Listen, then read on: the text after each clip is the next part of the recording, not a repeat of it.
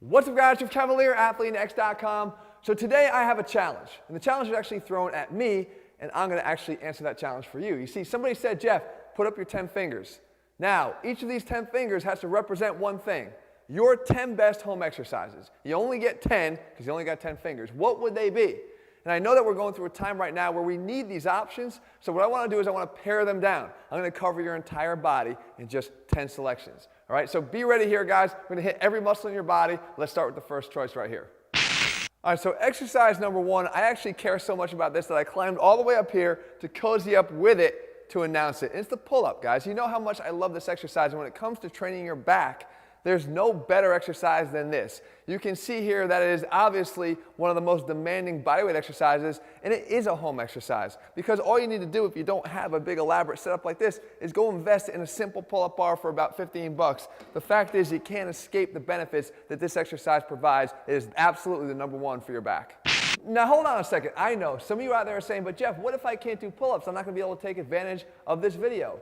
No, not true. I'm going to give you guys a step-down variation so that you have an option, no matter what level you're at right now, for every one of the 10 best I'm going to show you here. And when it comes to the pull-up, if you can't do them, guys, you can do this. This is your inverted row. And the inverted row, while working your back in a different plane, more horizontal instead of vertical, is still going to provide a great exercise option for you when you're stuck training at home and maybe you don't have that pull-up bar or you just can't do them right now. All right, so exercise number two now is actually another back exercise. Because you see, I don't think we ever train our back enough. And this one here is something you can do anywhere. Literally anywhere you could hook your hands under something. It could be on a closed door, it could be under a coffee table, or it could even be grabbing the leg of your bed. This is called a human pullover. And what we're doing here is we're not necessarily trying to work our abs, although they will obviously be working to stabilize your body. What you're doing is you're pulling your body up by pulling your hands into this fixed base here, basically doing a lat pullover, but except instead of moving the dumbbell, you're moving your body. This exercise is challenging. You could obviously shorten your legs, which will unweight some of the load that you're lifting, but the better thing is to just continue to try to get stronger at this. And if you can't do this at all right now, you do have a home option, and that is the sliding pull down. I've showed this to you before. It's one of my favorite exercises you can do at home. You're literally, once again, allowing your arms to drive you into a straight arm push down by allowing your body to slide in and out on the floor, providing the resistance. Either way, guys, this pairs up perfectly with the pull-ups for that great 1-2 punch that you need in the first two spots on my selection of the 10 best. Exercise number three now is going to be for your chest, and it's a push-up. Now look, you know I have some issues with the push-up, but you have to do it right. In other words, that means getting fully extended and also doing something else here. And that is trying to get some relative adduction involved, because we know that to fully contract the chest, you want to try to somehow bring your arm across your body. And we know the challenge that the push-up provides, because your hands are in a fixed spot. You really can't get that unless you do this. And this is the rotational or twisting push-up. And you can see that every time I come up, I literally twist my body into my arm, which creates that relative adduction, which gets a better contraction of the chest, which ultimately makes this a better version of any push-up that you're going to do. Now, the beauty about this is it has its own step down or step up variations. If I want to make this more difficult, I can simply put my feet up onto something like a couch and do a decline version. Or I go the opposite way and I put my hands up on something higher than me, which is an incline push-up, and it makes it easier. But you can see that no matter which version I choose, I'm still able to add that rotation and therefore make the exercise more effective. Exercise choice number 4, this time we're moving up the arm a little bit here to the biceps. And if I had one thing to do for the biceps, I'm going right back up to the pull-up bar here to do this. And this is a bicep chin curl. So I've talked about this one before. It's all on how you do the exercise. This is not just a chin up, although that is a good exercise for your biceps as well. This will add that additional load that helps to overload the biceps more effectively. I'm actually allowing myself to kind of lean back, and I'm pulling up until that bar crosses my forehead on every single repetition, essentially trying to curl a bar straight up to my forehead, except I don't have a bar. I've got my body being pulled up to that bar. This is a really effective way to train your biceps, but I get it once again. It's a little bit difficult, and if you don't have that pull-up bar, then what do? Well, you do this instead. This is just an inverted chin curl. The same thing applies here, though. I'm not just doing an inverted row. I'm actually shifting my body forward so that when I curl, I'm really just curling mostly from that elbow joint, targeting the biceps more effectively. The fact is, guys, no matter which one you go with, they're both going to hit you hard, and they both deserve a spot on that fourth finger of mine.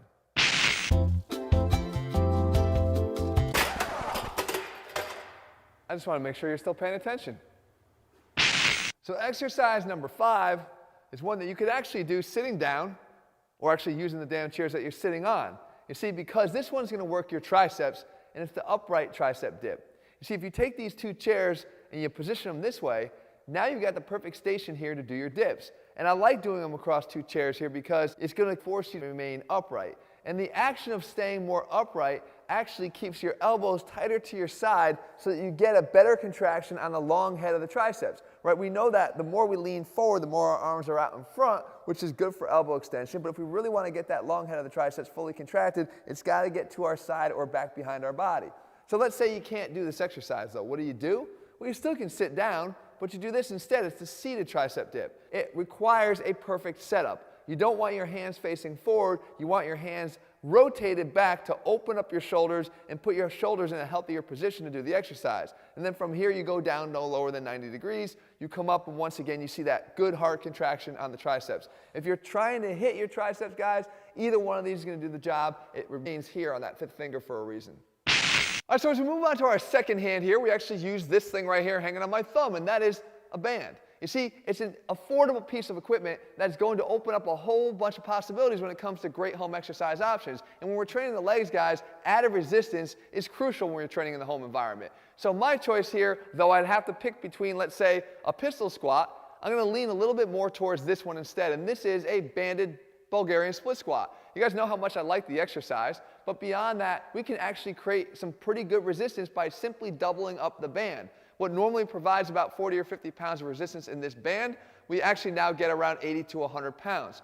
And this is pretty tough. That's like holding a pair of 40 or 50 pound dumbbells. Now that may not be the appropriate load for everybody, but at least it's a good starting point and it gives you an option that's much better than say a whole bunch of air squats. And if you don't have a band, but you still want to benefit from this exercise, you do have the option to do this instead, and that is simply just to slow down the bodyweight version of the exercise. That means to create more tension within the exercise you're performing. And this 1.5 rep version of the Bulgarian split squat is definitely going to be more challenging, and it's going to be an equalizer for those that used to crank out just a whole bunch of repetitions of this unchallenged. Exercise number 7 now turns it around and hits the other side of the legs, the posterior chain, and my favorite here is right here on a slick floor. We call it the slick floor bridge curl. This one is one of my favorite posterior chain exercises regardless of whether or not you're training in a gym or not. Because what it does is it integrates those hamstrings and glutes together. And I don't care how much you RDL, this one's going to bring you to your knees, or maybe in this case to the floor.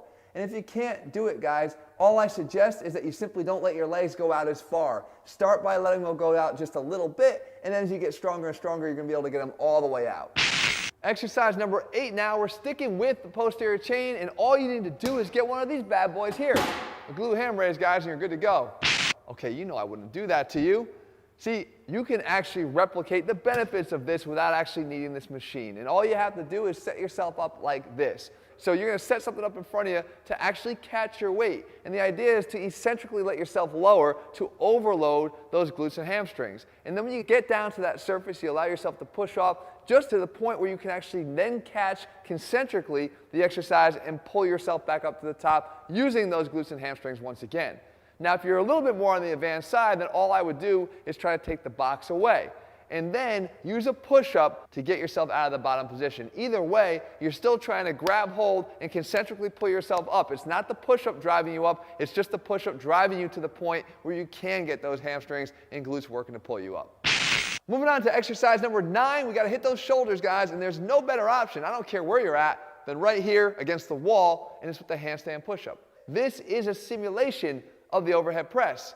Now there is some limitation in terms of how low you can get your body when you do the exercise, but you can even fix that by placing your hands up on top of a couple books, so you get a little bit more range of motion. The fact is, this is a very challenging way to work your shoulders that does its best to simulate that overhead press. But let's say you can't do it, because I'm saying this is a very difficult exercise. What are you going to do? Try this. This is the dive bomber. And all we're doing is simply modifying the angle of our body so that we're not totally vertical, but more at this 45-degree angle. But the idea is still the same. You're pressing your body out of that bottom position at a little bit less of a decline here, but still overloading the shoulders primarily on every single repetition. And you didn't think that this last little finger of mine wasn't going to be reserved for a face pull, did you? See, the thing is this, you got to do it because it's always going to fit into my top 10 best if you're going to give me 10. Matter of fact, probably my 5. But I don't care how you do it. You see, because when you're home, you have a lot of options. What I'd like to see you do is maybe try this one out, and this just uses a door. And I showed you a whole video about why this is a superior version of the face pull and why it helps to engage all the muscles of your upper back, including that hard to hit rotator cuff. But we can just take the more standard version. If you still have that band from the Bulgarian split squat, you just do the banded version of this. Or you can just do what I showed you in a previous video, and that's just to throw a plate inside of a towel and do these instead. Guys, I don't care how you do them. The fact is, just do them. They're always going to belong in the 10 best of any list of mine. And so with no fingers left here, guys, I didn't actually forget about your core. What I did do is I put together an entire video, 6-pack abs in 22 days. I want you guys to check it out. It's a great ab routine. You're going to want to make sure you do it. It's perfect for the home environment. And speaking of perfect, if you're looking for a complete workout program you can do at home without any equipment at all, it's our Athlete Zero program. It's available at athletenext.com. In the meantime, if you found this video helpful, leave your comments and thumbs up below. Let me know also what I'm going to cover. I'll do my best to do that for you. And also, if you haven't already done so, guys, click subscribe and turn your notifications so you never miss a new video when we put one out. All right, guys, I'll see you soon.